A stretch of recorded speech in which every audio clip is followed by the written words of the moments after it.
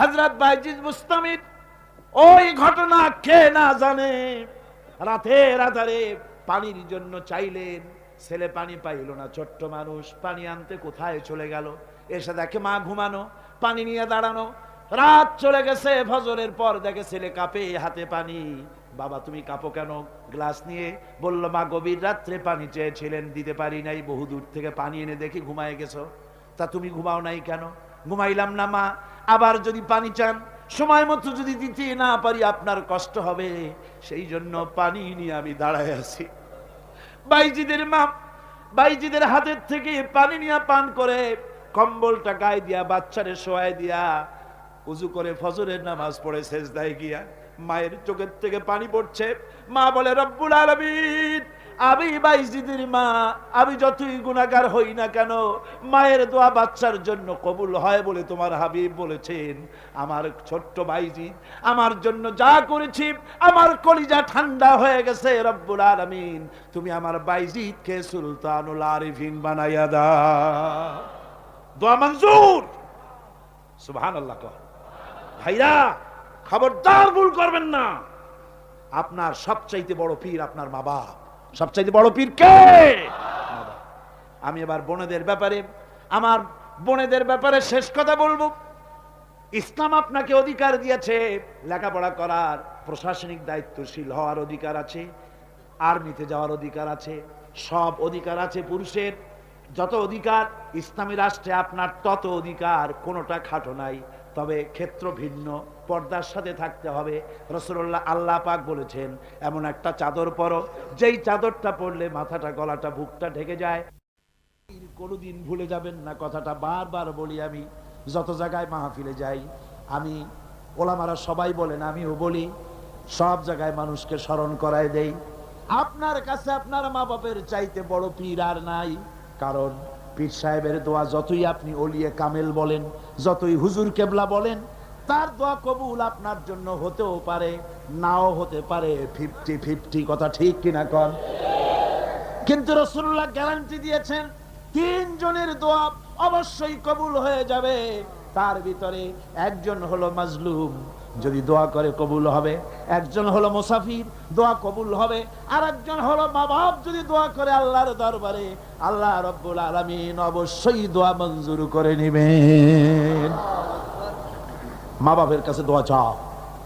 ভাইরা মনে কিছু করবেন না, আপনি আপনার হুজুর কেবলারে দাওয়াত করিয়া বিরিয়ানি খাওয়াবেন, খুশি করতে পারবেন না, যেহেতু এর আগে উনি আর এক জায়গা দিয়া 4-5 পদের বিরিয়ানি খাইয়ে আসছে।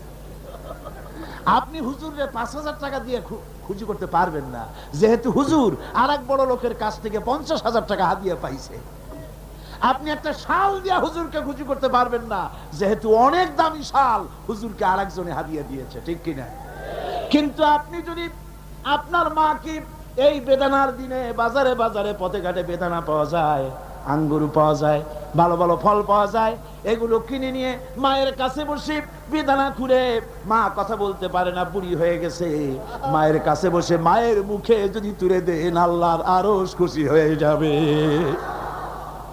দোয়া মঞ্জুর হয়ে যাবে। হযরত বাইজিদ বুস্তামি ওই ঘটনা কে না জানে।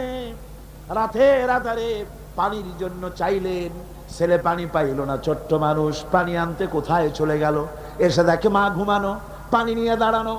রাত চলে গেছে, ফজরের পর দেখে ছেলে কাঁপে, হাতে পানি। বাবা তুমি কাঁপো কেন? গ্লাস নিয়ে বলল, মা গভীর রাত্রে পানি চেয়েছিলেন, দিতে পারি নাই, বহু দূর থেকে পানি এনে দেখি ঘুমায় গেছো। তা তুমি ঘুমাও নাই কেন? ঘুমাইলাম না মা, আবার যদি পানি চান সময় মতো যদি দিতে না পারি আপনার কষ্ট হবে, সেই জন্য পানি নিয়ে আমি দাঁড়ায় আছি। বাইজিদের মা বাইজিদের হাতের থেকে পানি নিয়ে পান করে, কম্বলটা গায়ে দিয়া বাচ্চারে শোয়ায় দিয়া উজু করে ফজরের নামাজ পড়ে সেজদায় গিয়া মায়ের চোখের থেকে পানি পড়ছে। মা বলে, রব্বুল আলামিন, আমি বাইজিদের মা, আমি যতই গুনাহগার হই না কেন, মায়ের দোয়া বাচ্চার জন্য কবুল হয় বলে তোমার হাবিব বলেছেন। আমার ছোট্ট বাইজিদ আমার জন্য যা করেছি, আমার কলিজা ঠান্ডা হয়ে গেছে। রব্বুল আলামিন, তুমি আমার বাইজিদকে সুলতানুল আরিফিন বানাইয়া দাও। দোয়া মঞ্জুর। সুবহানাল্লাহ। ভাইরা খবরদার ভুল করবেন না। আপনার সবচাইতে বড় পীর আপনার মা বাপ। সবচাইতে বড় পীর কে? আমি এবার বোনেদের ব্যাপারে, আমার বোনেদের ব্যাপারে শেষ কথা বলবো। ইসলাম আপনাকে অধিকার দিয়েছে লেখাপড়া করার, প্রশাসনিক দায়িত্বশীল হওয়ার অধিকার আছে, আর্মিতে যাওয়ার অধিকার আছে, সব অধিকার আছে পুরুষের। যত অধিকার ইসলামী রাষ্ট্রে আপনার তত অধিকার, কোনোটা খাটো নাই। তবে ক্ষেত্র ভিন্ন, পর্দার সাথে থাকতে হবে। রাসূলুল্লাহ আল্লাহ পাক বলেছেন এমন একটা চাদর পরো, যেই চাদরটা পরলে মাথাটা, গলাটা, বুকটা ঢেকে যায়, এমন চাদর পরো। ব্যাংকে চাকরি করা যাবে, অফিসে চাকরি করা যাবে, কলেজে বিশ্ববিদ্যালয়ে চাকরি করা যাবে, ব্যবসা করা যাবে, সব করা যাবে, তবে পর্দার ভিতরে থেকে। বেপর্দা হলে পরে জাহান্নামে যাওয়া লাগবে। জোরে কর নাউজুবিল্লাহ। পর্দার সাথে আপনাদের থাকতে হবে। আমার মা বোনেরা, চাদর পরেন, বোরখা পরেন, বোরখার চাদর ছেড়ে দিয়েন না। দেখবেন একটা জিনিস লক্ষ্য করেন, বোরখা নাই, মাথার চুল টুল ছেড়ে দিয়ে, লিপস্টিক লাগাইয়া, মেকআপ পরে, তারপরে যদি কোনো দোকানে যান মার্কেটিং করতে, সেলসম্যান দেখেই কবে আপা আসেন আসেন, ভাবি সাহেব আসেন। আর যদি একটা বোরখা পরে যান, বলবে খালাম্মা বসেন। একটা অজানা একটা পুরুষ আপনারা আপা কইলো, ভাবি কইলো, এতে মজা না? আপনাকে খালাম্মা বলে সম্মান করলো, সম্মান কোনটায়? সুতরাং বোরখা পরেন, চাদর পরেন। ইসলাম আপনাকে যে বোরখা পড়তে বলেছে, চাদর পড়তে বলেছে, আপনার সম্মানের জন্য, আপনার মর্যাদার জন্য। মা বোনদের ব্যাপারে সর্বশেষ কথা, অনেকের বাড়িতে চাকর চাকরানি থাকে, কাজের মেয়েরা থাকে, কাজের ছেলেরা থাকে, থাকে না? থাকে না? অনেক বাড়িতে কাজের মেয়ে লোক, কাজের লোক থাকে, কিন্তু গৃহকর্ত্রী এই কাজের লোকগুলির উপরে, চাকর চাকরানির উপরে এত জুলুম করে যে জুলুম মধ্যযুগেও ছিল না। ঠিক কি না? কোথায় কোথায় মারধর করে, নিজেরা যা খায় তার থেকে নিম্নমানের খাবার দেয়, ভালো শোবার পায় না, ভালো খাবার পায় না। আর মার তো আছে। আমার মা বোনেরা, তিরমিজি শরীফের হাদিস শুনুন। আল্লাহর নবী বলেছেন, শ্রমিকের উপরে, কাজের লোকদের উপরে যে অত্যাচার করবে, অধিকার আদায় করবে না, কিয়ামতের দিন সে আল্লাহর জান্নাতে যেতে পারবে না। আপনি যতই নামাজ রোজা করেন, আল্লাহর দরবারে জান্নাতে যাওয়া যাবে না, যেহেতু আপনি জুলুম করেছেন কাজের লোকদের প্রতি, শ্রমিকদের প্রতি। শ্রমিকের প্রতি জুলুম করা যাবে না। মা বোনদের কথা শেষ। এবার আমি বলবো, এই বীর চট্টলার যুবকদের ব্যাপারে কথা বলবো। ও যুবকেরা, ও তরুণেরা, আমি যখন বললাম বিনা যৌতুকে বিবাহ করবে কারা, প্রথমে বলেছিলাম ছেলের বাপেরা হাত তোলেন, তো দেখা গেল হাত উঠলো খুবই কম। ঠিক কিনা? তার মানে হলো ছেলের বাপ, বেশি বয়সের লোক এখানে আসছে কম। যখন বললাম অবিবাহিত যুবকেরা হাত তোলো, তখন আমার মনে হয় 95% হাত উঠেছে। কোন সুবহানাল্লাহ। 80 অথবা 90 পর্যন্ত হাত উঠেছে। তাহলে বোঝা গেল কি, জওয়ানেরা এসেছে বেশি। জোরে কোন সুবহানাল্লাহ। এই জন্যই ঘাদানিদের কলিজায় আগুন, নির্মূলীদের কলিজায় আগুন। যুবকেরা মাহফিলে যায় কেন? ওরা আবার ঘৃণা দিবস পালন করে। সবাই আসতেছে, গোটা জাতি তোমাদের বিরুদ্ধে বমি আর পায়খানা দিবস পালন করবে। কপাল পোড়া, কপাল পোড়া। জোরে বলেন কি পোড়া? কপাল পোড়ার দল। আজ এই বীর চট্টলার যুবকদেরকে, তরুণদেরকে বলতে চাই, ইসলামে তোমার মর্যাদা সবচাইতে বেশি। সুবহানাল্লাহ। জোরে কোন সুবহানাল্লাহ, জোরে কোন আলহামদুলিল্লাহ। ও তরুণেরা, ও যুবকেরা, তোমাদের ব্যাপারে আল্লাহর নবী পরিষ্কার করে বলেছেন, হাসরের কিয়ামতের দিন আরশের ছায়া ছাড়া যেদিন কোনো ছায়া থাকবে না, ওই দিন আরশে আজিমের নিচে 7 শ্রেণীর লোকেরা ছায়া পাবে। তার মধ্যে এক শ্রেণী হচ্ছে ওয়াশাবুন নাশা ফি ইবাদাতিল্লাহ। ওই সব যুবক যারা রাত কাটাইছে আল্লাহর ইবাদতে, চোখের পানি ফেলেছে, নামাজ পড়েছে, তিলাওয়াত করেছে। সুবহানাল্লাহ। আমার যুবকেরা, তোমাদের বলি, ইসলামের দিকে ফিরে আসো। তোমরা আমাদের সোনামণি, তোমরা আমাদের হীরকখণ্ড, তোমরা আমাদের কলিজার টুকরা। তোমরা দেশের সম্পদ, তোমরা এই দেশের মণিমাণিক্য, তোমরা দেশের মেরুদণ্ড, কিন্তু তোমাদের হাতে অস্ত্র দিয়ে সন্ত্রাসী বানাইলো কারা? কে বানালো তোমাদের সন্ত্রাসী? আজ কেউ কেউ হয়তো তোমাদের বলেন, যুবকেরা সব মসজিদে যাও, কোন কোন নেতা নেত্রী বলেন, কিন্তু নামাজ পড়তে না, মসজিদে যাও, ইসলামের রাজনীতি কারা করে তাদের ঠেকাইতে যাও। ঠিক কিনা? ওই সব চালাকি আমরা ভালো করে বুঝি। তরুণেরা, তোমার নেতারা তোমাকে কি দেয়? যুবকের হাতে শোভা পায় বই, শোভা পায় খাতা, শোভা পায় কলম। তোমার হাতে যারা স্ট্যান্ডগান তুলে দিল, বন্দুক তুলে দিল, রাইফেল তুলে দিল, রিভলভার তুলে দিল, তারা তোমার নেতা নয়, তারা তোমার দুশমন, তারা নিকৃষ্ট শয়তান। যারা বলেন তারা কি? শয়তান। যারা ছাত্রের হাতে অস্ত্র দেয় তারা শয়তান। যারা বলেন তারা কি? আরো জোরে কোন তারা কি? আজ আমি যুবকদের বলতে চাই, যুবকেরা, তোমাদের নেতারা কি কখনো বলে, ও যুবকেরা 5 ওয়াক্ত নামাজ ঠিক মতো পড়ো? বলে? মা বাপের খেদমত করো? বলে? কোরআন শরীফ সহি করে পড়ো? বলে না। বরং অমুকের মিটিং ভেঙে দাও, অমুক জায়গা যায় বোমা মারো, কত টাকা লাগবে না ওই টাকা দেয়, মদ দেয়, নারী দেয়, অস্ত্র দেয়। এরা তোমাদের দুশমন। আর যে ছেলেগুলি ভালো, সেই ছেলেগুলির বিরুদ্ধে তোমাদেরকে লেলিয়ে দেয়। কথা ঠিক কিনা? আজ স্পষ্ট করে বলি, বাংলাদেশে বলা হয় শিবির রক কাটে, বলে না? এদেশের দেশ পরিচালনার শীর্ষস্থানে বসা এমন এক ব্যক্তির সঙ্গে আমার কথা হচ্ছিল। তিনি বললেন, শিবির তো রক কাটে। আমি বললাম, আপনি দেখছেন? কয় না, আমার তো দেখার কথা না। জানলেন কি করে? বলল যে পত্র পত্রিকায় লেখে, সব পত্রিকায় আসে শিবির সমানে রক কাটে। আমি বললাম, পত্রিকার সকল কথা কি আপনি বিশ্বাস করেন? কয় সব পত্রিকায় লেখে যখন বিশ্বাস না করে যাই কই। আমি বললাম, তাহলে তো পত্রিকায় সব কথাও লেখে বর্তমান সরকার অযোগ্য, অথর্ব, অদক্ষ, দেশ চালাইতে পারে না, এটাও বিশ্বাস করেন? বেচারি আটকে গেল, জবাব দিতে পারলো না। এই কথাটা কেন মাথায় ঢোকে না?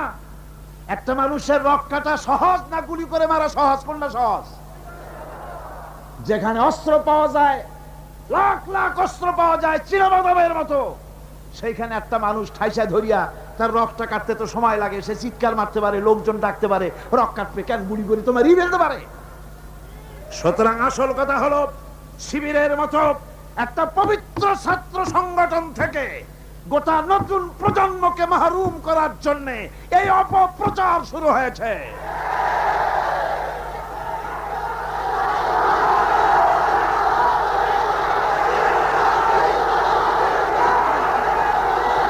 আমার মুসলমান ভাইয়েরা, এজন্য আমি বলতে চাই, আমার ভাইদেরকে বলতে চাই, তোমরা একটুখানি যাদের বিরুদ্ধে লেগেছো, একটুখানি যায় দেখো রাতের আধারে এই ছেলেগুলি কি করে। ওদের রিপোর্ট দেখো, কোরআন শরীফ কয়বার পড়তে হয় তার রিপোর্টে লিখে দিতে হয়, নামাজ 5 ওয়াক্ত পড়ে কিনা লিখতে হয়।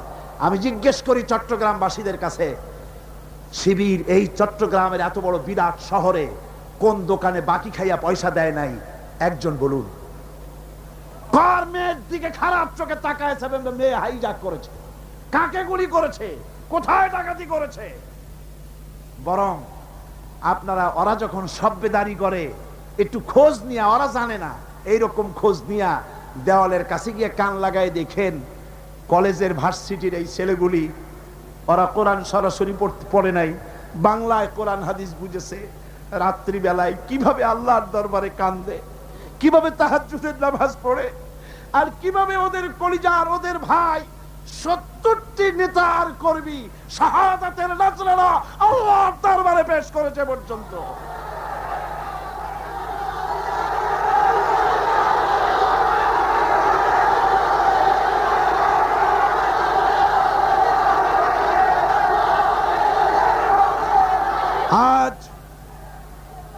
আমি আজ এই বিশাল জনসমুদ্রের পক্ষ থেকে বলতে চাই, চট্টগ্রাম বিশ্ববিদ্যালয়ের বাইরে একটা ছেলেকে কে বা কারা মারলো, সেই জন্য বিশ্ববিদ্যালয় বন্ধ করে দেওয়া হলো। কতদিন কেউ জানেন না? 2 মাস। 2 মাস 14,000 ছাত্র ছাত্রীর ভবিষ্যৎকে অনিশ্চিত করে দেওয়া হলো। আমরা প্রতিটি হত্যার বিচার চাই, প্রতিটি হত্যার নিন্দা করি, কিন্তু কোন মন্ত্রীর কথা মতো বিশ্ববিদ্যালয় বন্ধ করে রাখা যাবে না। বিশ্ববিদ্যালয় কোন মন্ত্রীর শ্বশুর বাড়ির আবদার নয়, যৌতুক নয়।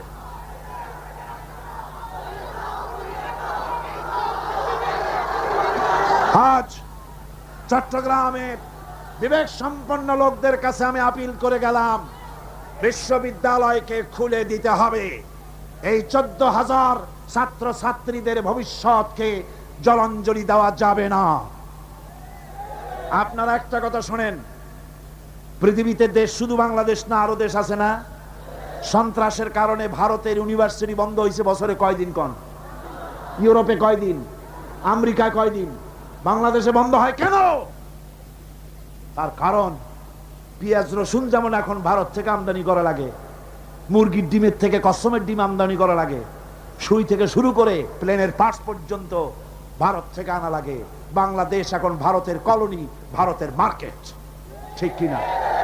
সুতরাং পেঁয়াজ রসুন যেমন আমদানি করা লাগে, ডাক্তার, ইঞ্জিনিয়ার, প্রফেসর তাও যেন ভারত থেকে আনা লাগে। এই জন্য কলেজ বিশ্ববিদ্যালয় বন্ধ করে দেওয়া হচ্ছে।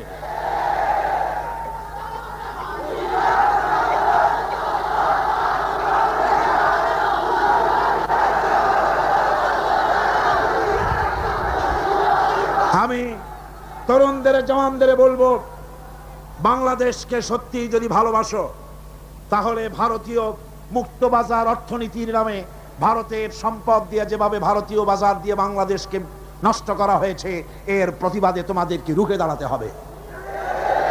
মুক্তিযোদ্ধাদেরকে বলবো, মুক্তিযোদ্ধারা তোমরা যারা জীবন দিয়ে, রক্ত দিয়ে পাকিস্তানি সৈন্যদের বিরুদ্ধে লড়ে এই ভূখণ্ডকে একটা সম্পূর্ণ বাংলাদেশে পরিণত করার জন্য জীবন আর রক্তের বিনিময় দেশ স্বাধীন করেছিলে, মনে রেখো, একটা দেশের নামের পরিবর্তনে বা সে দেশের পতাকার পরিবর্তনে দেশের মানুষের ভাগ্যের পরিবর্তন হয় না।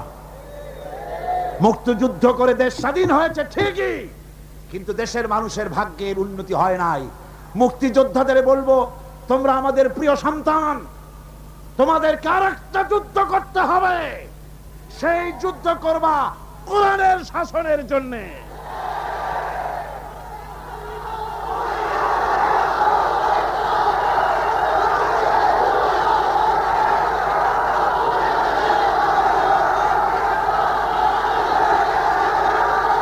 মুক্তিযোদ্ধারা, সমস্ত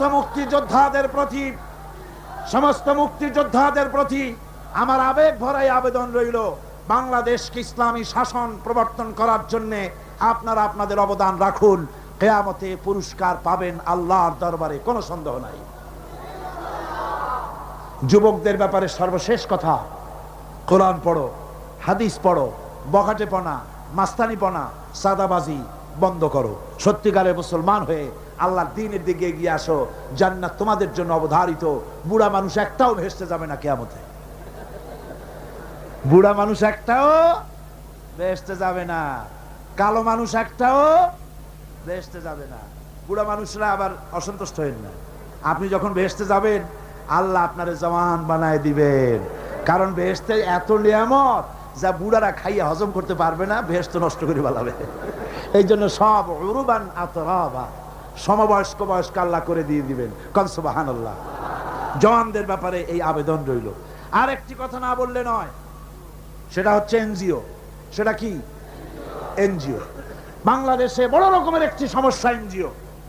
সব এনজিও খারাপ তা নয়, কয়েকটা এনজিও আছে ইসলামের মারাত্মক শত্রু।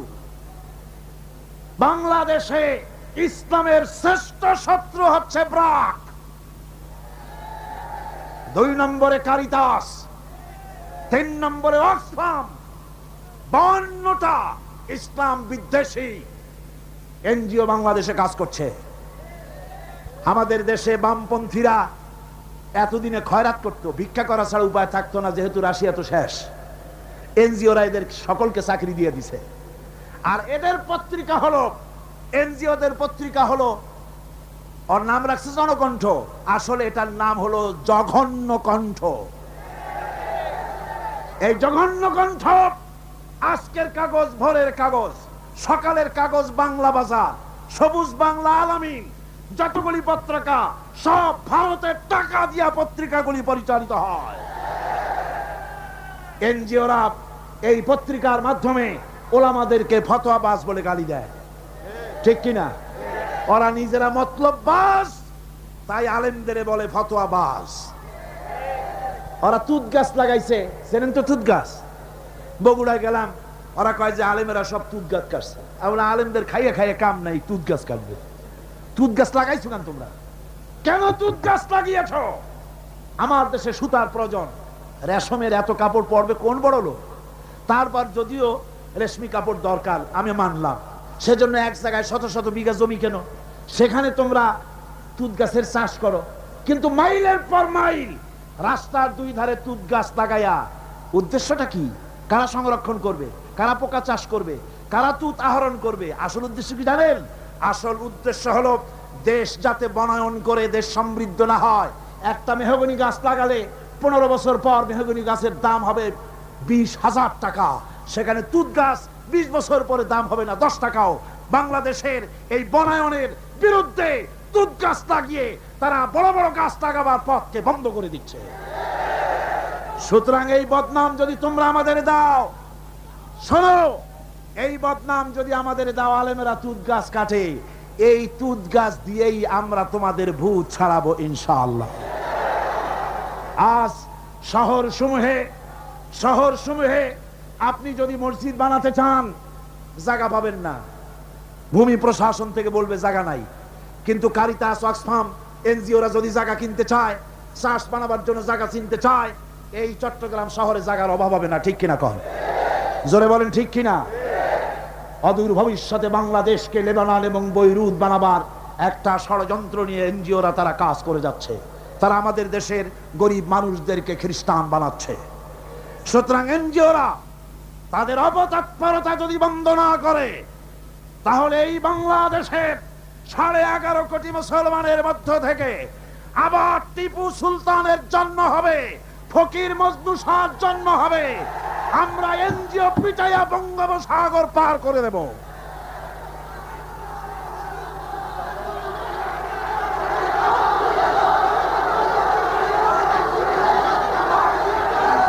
আমার মুসলমান ভাইয়েরা, আমাদের দেশে সব এনজিও খারাপ তা কিন্তু আমি বলি নাই। 800 এনজিও কাজ করে, তার মধ্যে 600 এনজিও বাংলাদেশি, বহু ভালো ভালো কাজ করে। আর বিদেশি 200-র ভিতরে 52টা এনজিও কাজ করে ইসলামের বিরুদ্ধে। তার ভিতরে শ্রেষ্ঠ হচ্ছে ব্রাক। একটা বাড়িতে যদি 5টা ছেলে বেকার থাকে আর একটা মেয়ে আছে, বেকার 5টা ছেলেরা তারা চাকরি দেবে না, চাকরি দেবে মেয়ে লোকটাকে। কোন ঠিক কিনা? জোরে কোন ঠিক কিনা? আমাদের মেয়েদেরকে বেপরদা করেছে, মোটর সাইকেলে চড়িয়েছে, ইজ্জত নষ্ট করেছে, বাংলাদেশের পারিবারিক বন্ধনকে বিনষ্ট করেছে। সুতরাং এই শয়তানি আমরা আর চলতে দেব না বাংলাদেশে ইনশাআল্লাহ। জোরে কোন ইনশাআল্লাহ। ভাইরা আমার, এরপরে আমার কথা হচ্ছে সাংবাদিক ভাইদের জন্য। সাংবাদিক ভাইরা যারা সাংবাদিকতা করেন, এটি একটি মহান পেশা। কোন আলহামদুলিল্লাহ। এই মহান পেশার দায়িত্ব যারা নিয়েছেন, আপনার একটা খবরে দেশের মধ্যে উত্তেজনার সৃষ্টি হতে পারে, আবার একটা বস্তুনিষ্ঠ সংবাদ পরিবেশনের কারণে উত্তেজনা প্রশমিত হতে পারে, ঠিক কিনা? সেজন্য সাংবাদিক বন্ধুদের বলবো, নিজের মত, দলের মত সংবাদ পরিবেশনায় যেন প্রভাবিত করতে না পারে, নিরপেক্ষভাবে বস্তুনিষ্ঠ সংবাদ পরিবেশনের চেষ্টা করুন। আমি দুঃখিত, এই চট্টগ্রাম এত বড় শহর, সবগুলি ন্যাশনাল পত্রিকার হেড অফিস ন্যাশনাল পত্রিকার অফিস এখানে আছে কি নাই? আছে কি নাই? একটা মেয়ে লোকের খেমটা নাচ হলে পরে পত্রিকার প্রথম পৃষ্ঠায় আসে, লক্ষ লক্ষ জনতার ঢল নামলো, তোমাদের ক্যামেরাম্যান কোথায়, তোমরা কোথায় জিজ্ঞাসা করি। সুতরাং ইসলামের সাথে দুশ্মনী করো না। সময় একদিন আসবে যেদিন তোমরা নিজেরা এসে অনুমতি চাবা একটু খবর নিয়ে যায়। ইনশাআল্লাহ সময় আসবে, ইনশাআল্লাহ, ইনশাআল্লাহ। হুজুর যখন প্রথম উমরা করতে গেলেন, চাবি চাইছিলেন চাবির দ্বার রক্ষকের কাছে, চাবি তো দিলই না, আরো গালাগালি দিয়ে দিল। সাহাবীরা বললেন হুজুর অর্ডার দেন, ওর কল্লারে নামাই দি। হুজুর কয় না। এরপরে যেদিন ফতে মক্কার দিন, সেই দিন চাবিওয়ালা আসছে, এসে কয় হুজুর ঘরের মধ্যে ঢুকবেন না, এই নেন চাবি। হুজুর চাবি নিলেন, দরজা খুললেন, ভিতরে ঢুকলেন, মূর্তি ফেলাই দিলেন, নামাজ পড়লেন, বেরিয়ে এসে বললেন নাও এই চাবি তোমার কাছে থাকবে, কোন জালিম ছাড়া এই চাবি তোমার কাছ থেকে কেউ নিতে পারবে না। সুবহানাল্লাহ, এর নাম ইসলাম। আজ পর্যন্ত ওই চাবি সেই বংশের লোকের থাকে। ফাহাদের বাপেরও ক্ষমতা নাই ওই চাবি নেওয়ার, কারণ রাসূল বলেছে জালিম ছাড়া এই চাবি কেউ নেবে না। সুবহানাল্লাহ। আমরা সাংবাদিক ভাইদেরকে সম্মান করি, সেই সম্মানের মূল্য দেবেন। আমরা কথা বলি জাতিকে রক্ষা করার জন্য, দেশের স্বাধীনতার সার্বভৌমত্বকে টিকিয়ে রাখার জন্য। আমরা বাজে গপ্প করি না, আজে বাজে কথা বলি না, আজে বাজে গাল গপ্প বলে সময় নষ্ট করি না। জাতির চরিত্র গঠন, দেশের সার্বভৌমত্ব রক্ষার জন্য চেষ্টা করি। দেশ যদি আক্রান্ত হয় জীবন দেবে এরা, এই যারা বসে আছে, ঠিক কিনা? জোরে বলেন ঠিক কিনা? সুতরাং কথাগুলি যথাযোগ্যতার সাথে সাংবাদিক ভাইয়েরা পরিবেশন করুন। আপনাদের জন্য এটাই রইল আমার আবেদন। এরপরে আমি বলবো ওলামা সমাজের ব্যাপারে কথা বলবো। বক্তৃতা শেষ করে নিয়ে আসছি, মুনাজাতের দিকে এগিয়ে যাচ্ছি। ওলামাদের ব্যাপারে বলবো, ওলামা হাজারাত, আপনারা হচ্ছেন দ্বীনের আমানত আপনাদের কাছে। আলহামদুলিল্লাহ, এই মাহফিলে আমি যদি হাত উঁচু করতে বলি, কয়েক হাজার আলেম ওস্তাদ এখানে আছে। এমনকি মাহফিলের ভিতরে মঞ্চে জায়গা দেওয়া তো সম্ভব না। আমারে যারা পড়াইতে পারে, আমি যাদের জুতা বহন করার যোগ্যতা রাখি না, এরকম বড় বড় আলেম এই মাহফিলের মধ্যে বসা আছে। কোন সুবহানাল্লাহ, জোরে কোন আলহামদুলিল্লাহ। আমি ওলামাদের খেদমতে আরজ করব, আসুন আমরা এক হই, ন্যাক হই, ঐক্যবদ্ধ ভাবে গোটা জাতিকে সহি রাহনুমাই দেওয়ার তৌফিক আল্লাহ যেন আমাদের দেন। জোরে কোন আমিন। ওলামাদের মধ্যে গালাগালি দেওয়া, ফতোয়াবাজি করা, এগুলি বন্ধ করে দিতে হবে। এগুলো আগের থেকে অনেক কমছে, ঠিক কিনা? কোন কমছে কিনা? আলহামদুলিল্লাহ, অনেক কমেছে। আগে তো খালি কইতো কাফের, ও কাফের, সে কাফের, ওর যে কাফের মনে না করে সেও কাফের, ওই কাফের মরলে পরে কবরে যে ঘাস হয় সেই ঘাস যে গরুতে খায় সে গরুও কাফের। আবার সিলেটে আছে দল্লিন আর জল্লিন নিয়ে ঝগড়া। হায় রে কপাল, এমন ঝগড়া দল্লিন আর জল্লিন। কোন কিয়ামতে কি আল্লাহ জিজ্ঞেস করবে যে তুমি দল্লিন না জল্লিন? কোন জিজ্ঞেস করবে নাকি? একজন পীর সাহেব মার খাইলেন, জম্মের মার খাইলেন, উনি দল্লিনের পক্ষে, জল্লিন ওলারা পিটাইছে। তারপরে পীর মার খাইলে মুরিদদের অবস্থা কি হয় তা তো বোঝেন।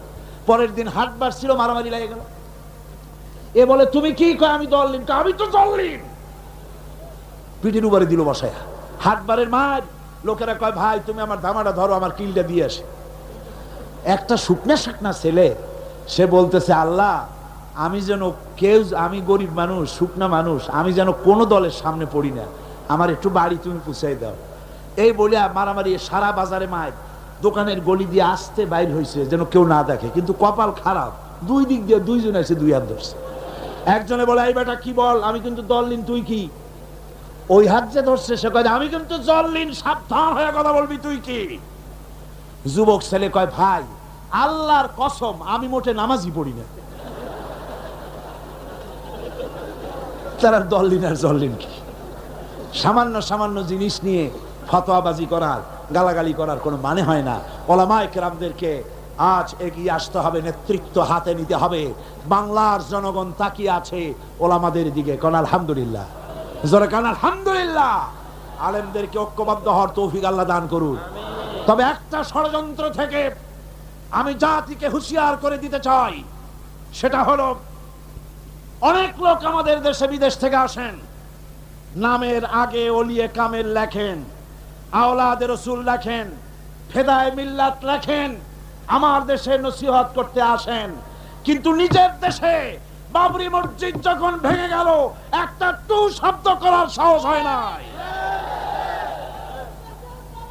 আদমের বোম্বাই, কর্ণাটক, দিল্লি, মাদ্রাস, আহমেদাবাদ, ক্যালকাটা, আসাম, মুর্শিদাবাদ, হাজার হাজার মুসলমানের রক্তের বন্যা বয়ে যায়।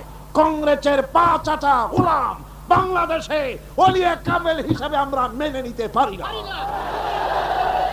যদি বাপের ছেলে হও তাহলে ইন্ডিয়ান পার্লামেন্টে দাঁড়ায় বলো নরপশুরাও, ওটা নরসীমা না, নরপশু।